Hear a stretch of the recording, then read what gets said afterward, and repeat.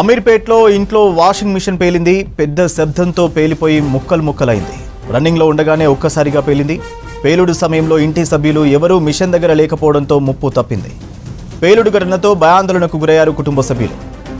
అమీర్పేట్లో ఇంట్లో washing machine పేలింది. పెద్ద శబ్దంతో పేలిపోయి ముక్కలైంది. రన్నింగ్లో ఉండగానే ఒక్కసారిగా పేలింది. పేలుడు సమయంలో ఇంటి సభ్యులు ఎవరూ మిషన్ దగ్గర లేకపోవడంతో ముప్పు తప్పింది. పేలుడు ఘటనతో భయాందోళనకు గురయ్యారు కుటుంబ సభ్యులు.